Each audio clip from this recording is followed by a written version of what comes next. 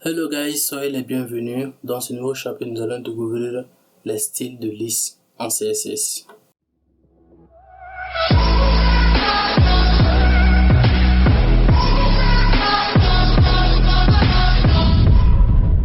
Alors les gars, rapidement on nous dit les types de listes. Donc la propriété list style est une propriété raccourcie qui permet de définir list style type, list style image, list style position.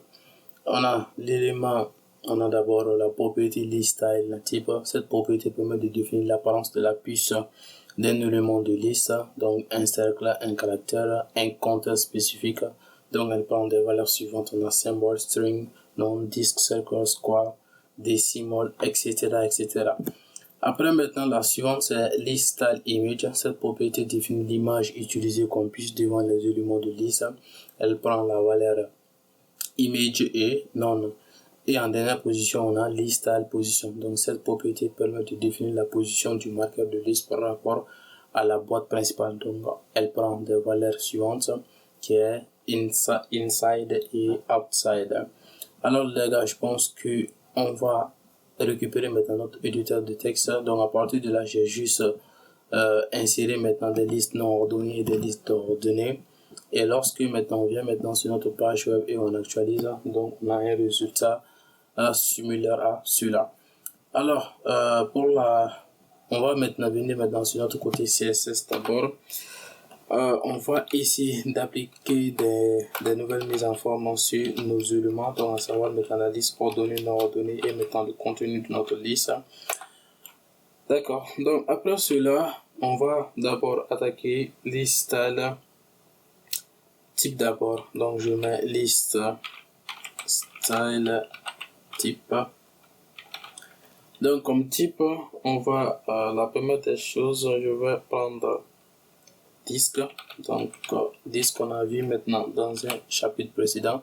Donc si je mets disque et on actualise la page, donc vous voyez maintenant on a le disque et je vais pourquoi pas mettre côte à côte, ça sera beaucoup facile pour la compréhension. Voilà, donc après disque, donc on va mettre square qui est carré. Donc on enregistre ici, on actualise, donc on a des types carrés. Après on a circle, donc des types cercle, on enregistre ici, on actualise. Donc après c'est qu'on a décimal, donc des valeurs décimales de 0 jusqu'à, donc on actualise.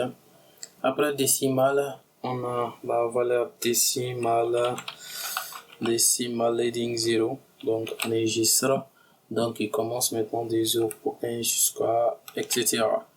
Après maintenant decimal leading, on va voir maintenant lower roman. Donc on enregistre pour des valeurs roman en minuscule et on a upper roman, on enregistre ici, on actualise. Donc des valeurs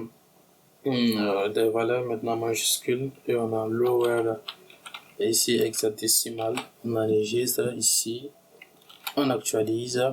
Donc il y a la valeur décimale encore par défaut, on a lower creep, donc lorsqu'on enregistre, on a maintenant pour le maths, donc on a des symboles mathématiques.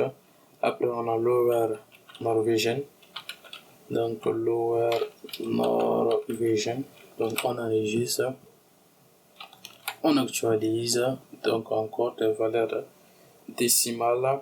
On a lower alpha tiré alpha. Alors les gars, il en existe beaucoup, je ne les connais pas tous, je suis en train de vous lister quelques-uns qui sont très généralement utilisés. Et on a latin, on enregistre ici, on actualise, donc le latin par défaut, et on a upper, je pense qu'on a upper alpha, hein. D'accord, on enregistre, on va vérifier, on actualise, on a bien maintenant upper alpha, puis le met en majuscule, et on a upper latin aussi, upper latin, on enregistre ici, on actualise, aussi valeur par défaut, Et après, on a genre Jean. Donc, on enregistre, on actualise et on a maintenant la valeur non. Donc, non qui correspond pas de puce. Donc, pas de puce. On va enlever maintenant toutes les puces. Maintenant, dans notre cas, je vais garder la dernière valeur Georgian. Donc, après maintenant list type, donc on va voir list type image. Donc, on a list style, donc image. Maintenant, pour image, on dit il prend maintenant uniquement deux valeurs, donc non qui correspond pas de, donc pas de puce par défaut.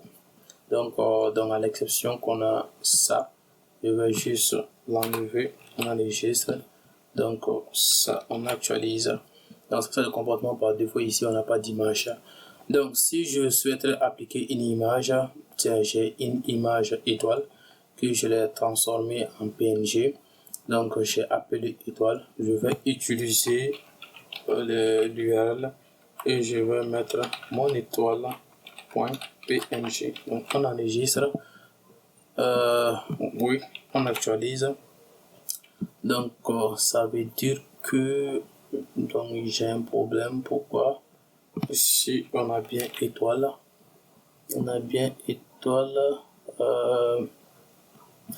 mon élément c'est l'élément tag.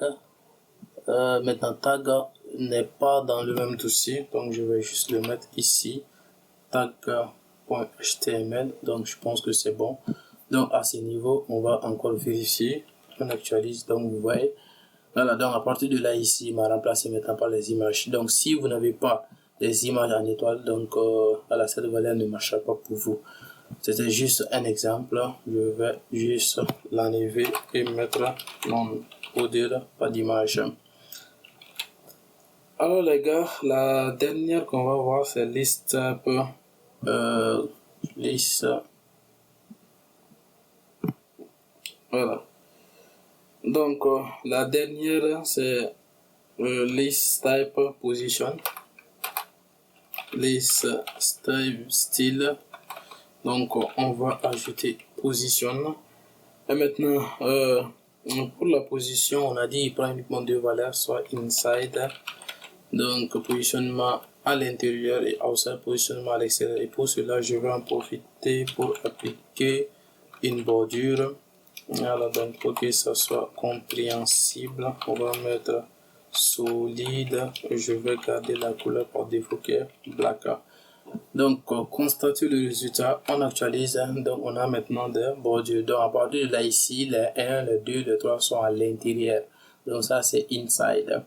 Et lorsqu'on met outside, donc constatez aussi les 1, les 2 vont ressortir. Donc vous voyez, maintenant ils vont ressortir de la marge.